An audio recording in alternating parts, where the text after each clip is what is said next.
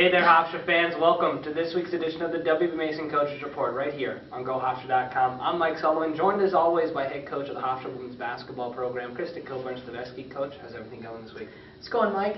Conference season wrapping down, 2 home games this week, including your senior day ceremony coming up against Drexel. But coming off this past week, an important victory against Northeastern. You follow James Madison as well, but that game against the Huskies, you're right with them in the middle of the pack in the standings. How important was that one on Thursday? I mean, it was big. I mean, every game is a big game as we're closing out, but you know, it's just important where the standings are and how everyone's kind of, you know, stuck right in the middle besides JMU and Delaware right now. You look at how you played defensively. Elise Mark only shoots 2 of 9. They shoot less than 30% from the field in the first half. Is that the type of defensive game you need come tournament time? Yeah, I mean, the defense pretty much generated our offense in that game and really kept us going. And, you know, we closed the half out playing strong and changed some medley defense there. And, you know, started off the second half with some of the same and just really kind of kept that tempo.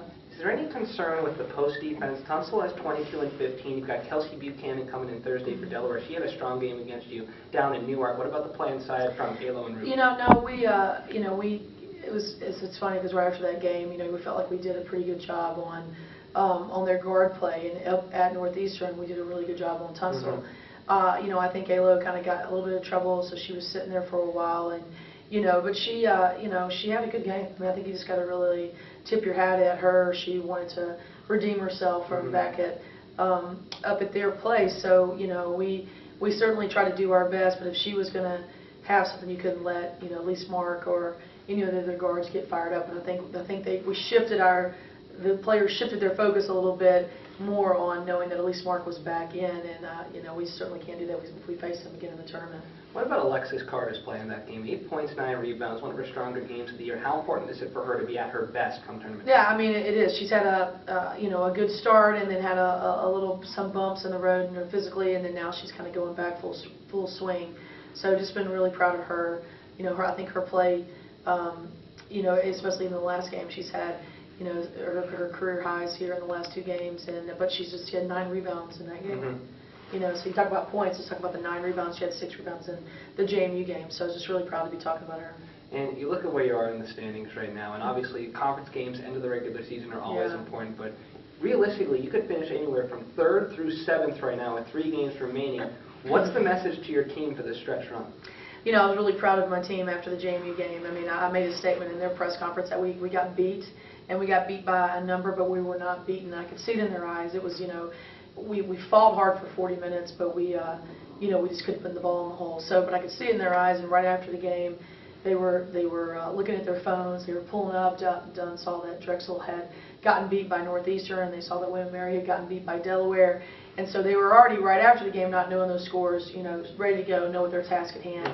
But then that just gave them another just really quick pep in their step about how, you know, no matter what we're fighting, no matter we're in the middle of the pack, we still have a chance to, you know, to get a great seed and, you know, get a good shot in the conference tournament.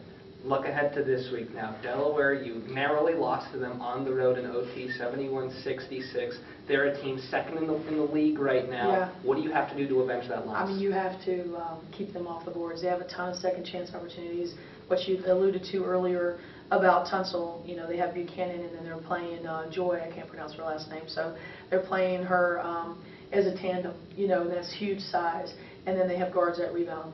So they are pushing tempo, they're attacking the basket, and they're rebounding. So, you know, it's a defensive matchup. I mean, it's a defensive game where we've got to really control boards and not give them those easy buckets and those easy second chance opportunities. I want to ask you about Buchanan, a player who didn't play a whole lot with Elena Delle in the fold at Delaware, but this season a huge increase in minutes in her production has just been fantastic. How has she been able to do that this year? Well, I talked to you in our radio show about that a lot, Mike, is that she was a high recruit for us here at Hofstra.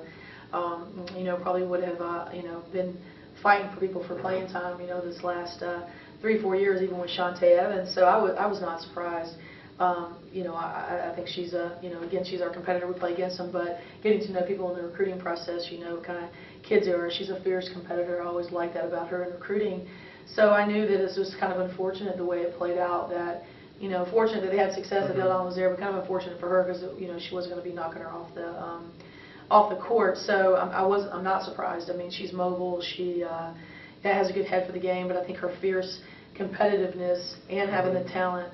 And she presents a problem because she can shoot 15 feet. So if you come out on her, she can sweep and go. So, and then she rebounds after her missed shots very, very well. So, you know, she is what she is. So I'm not surprised at all. And, you know, just all those things I can say about her, we got to take care of business here on Thursday.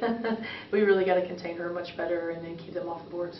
Following that Delaware game, you've got Drexel at home, and you'll also be celebrating your senior day ceremony. Yeah. Annie Payton on Yuku, you'll also be honoring Mackenzie Cudrin. Just talk about those players and the impact they've made on your program. You know, Mackenzie, unfortunately, is just a remarkable kid, you know, on and off the court, and she's just been plagued with some setbacks that really had not allowed her to play, even from her days when she was at Vermont. So, you know, I know that she's kept a positive outlook on everything and has been a great teammate and a great motivational support for the kids, especially off the court. So, you know, you always have a role, even if your role might not be exactly what you thought your role was going to be.